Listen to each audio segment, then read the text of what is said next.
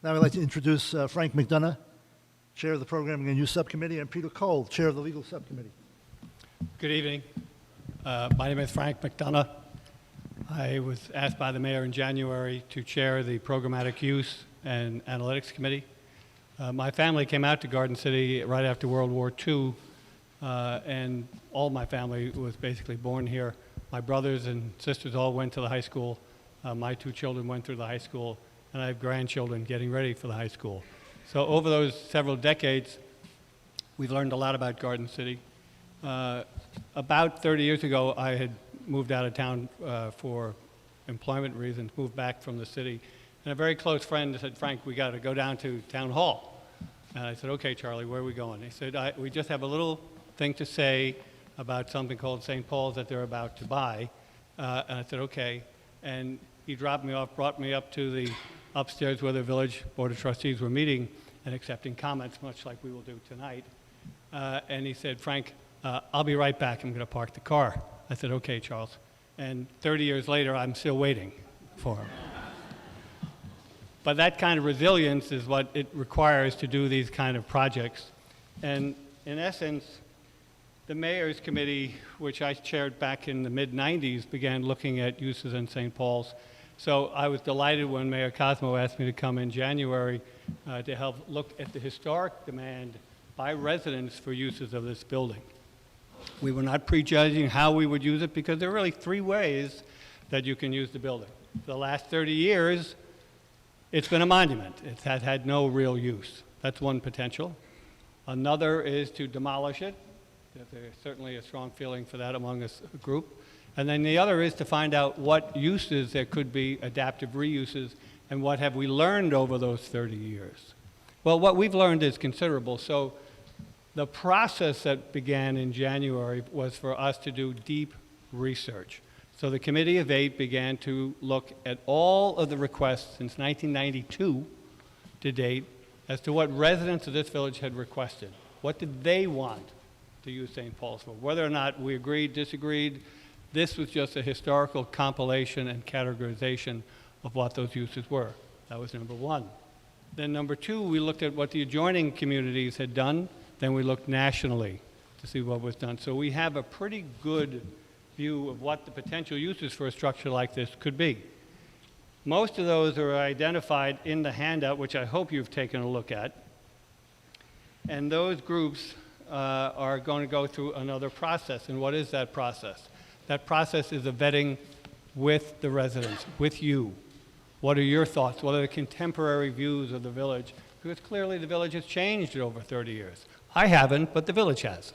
And so the concept is, what is it that we need or don't need to go ahead with that? So when you look at the uses, and we'll talk about them in a moment, our process is, this is our best guess as to what people have asked for historically. Doesn't mean that's not what they're asking for now, but just to show what people's opinions have been. Next step is to get some of your views tonight, and in 2 more town meetings, and then a survey will be taken by our committee to see what the village demands are, and if they are compatible with the uses, compatible with the legal structure, and compatible with the building. That's the process that'll happen over the summer and into the first months of the fall. Now let me ask you something.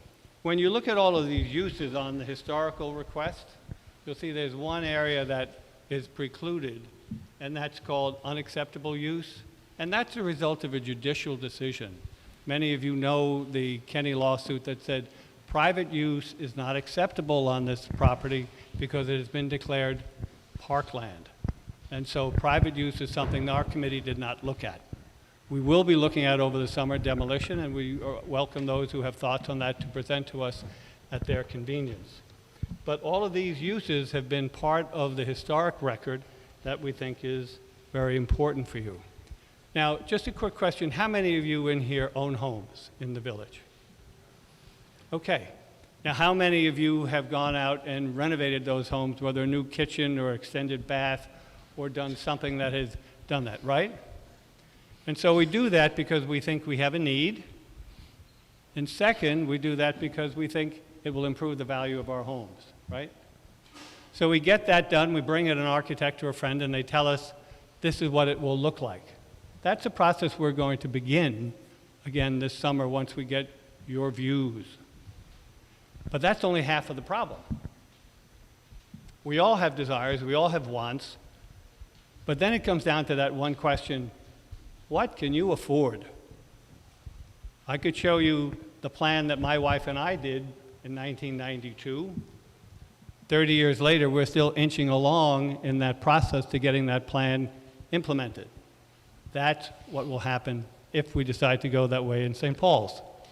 This is not an all or none proposition. It will be a phased development of St. Paul's. Now, how many have used the community park down on the south end of the village, right? The pool. Most of us have. Unfortunately, I remember when that pool was a dump. Literally, the village of Garden City, dump. But the community at that time said, we see something different. We can take that had been a landfill and convert it into something valuable. And over time, we added a pool, tennis courts, platform, indoor, all kinds of manner of services that add to the value of your homes. So too, on the uses side of St. Paul, we would look to make sure these are incremental to home value. Or if demo is the best way to proceed, that is incremental to home value. But the issue is, this is not a one-bite opportunity. This is a phased opportunity over time. One of the things that we thought was very interesting is how is it to work, and it must be an affordable phased process. I tell my family this all the time. There are a lot of things I would like, but to be candid, it took 15 years before we introduced air conditioning in my home. It took all that time. It took us 3 years before we finished the kitchen. These are things that are natural and normal. We're all taxpayers in this village, and we work to do things that are both what we want and what we can afford at the time we look to do that. That'll be the part of the process that will rule the Programmatic and Use Committee. One of the different points of view that I think we also share is that there are lots of things that drive us. When we are towards retirement, we have less needs. When we have a more of a concern on cost.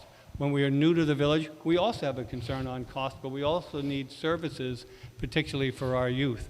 How many of us have to go to a different village for both SAT prep or other type of programs that we would like to have in town? That's part of the process that you'll see in here. So when you look at these village requests, as a historic village, we'd like to have your view as to whether or not these are still areas of concern. Areas that can help your home value, areas that can help your overall life, and particularly as our citizens get seniors. Because whatever we do, we want to keep this community intact. The village of Garden City is a very unique community, and part of that process is just what you see here tonight, right? Concerned citizens looking to do something for each other. And that's what we did with the pool, and that's what we may do with St. Paul's, whether it's monument, demolition, or adaptive reuse. So I want you to take a look at those uses and let us know what is your area of interest and where you think it can be helpful. And I guess as a final thought, if you go out tonight and you take that handout you have, one of the most interesting articles that I think that certainly has been driving the Programmatic Use Committee is what is the most important determinative of your children's success and their life?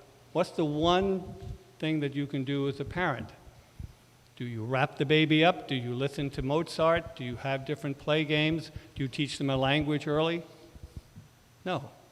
What the Atlantic article says, and it's right out there, so make sure you get a copy of it, is that the single most important thing you can do as a parent is choose the place you raise your child.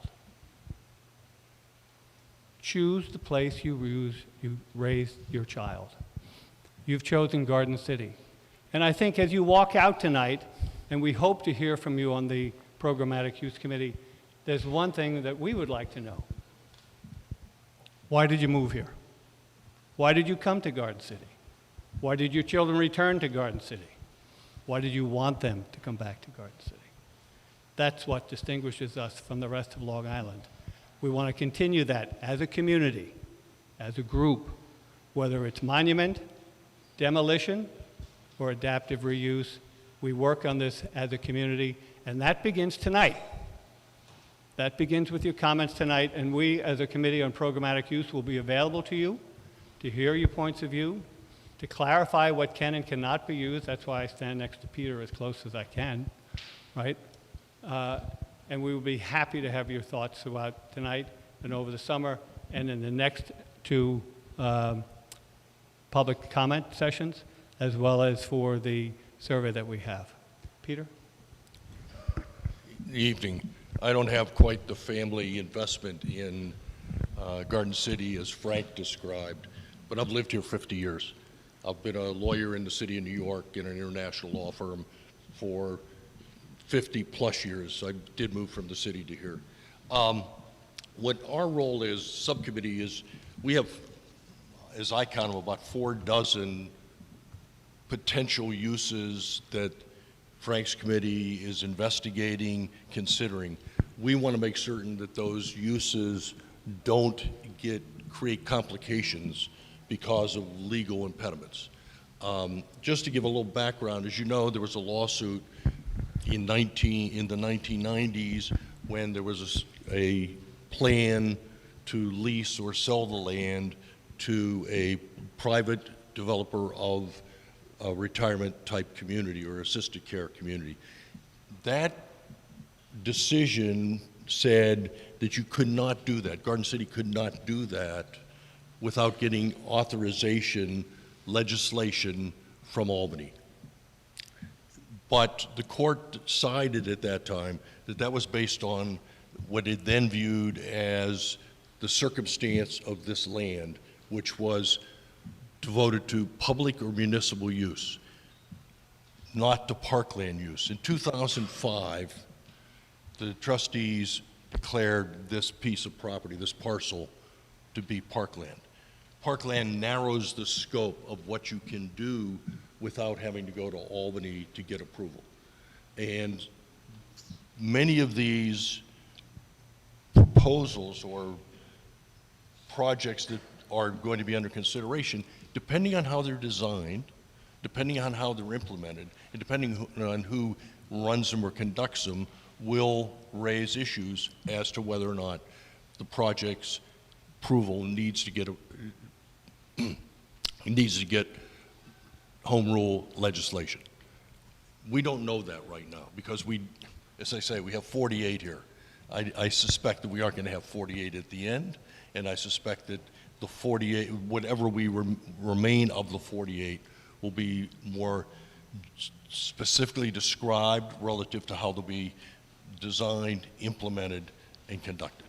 And so until that time, we can't come out with definitive opinions as to, is this good? Can we do it without going to Albany? Or does it raise a question as to Albany? But that's an issue that we can't address until you folks give Frank's subcommittee a better understanding of what you would like to see done and how that might be doable.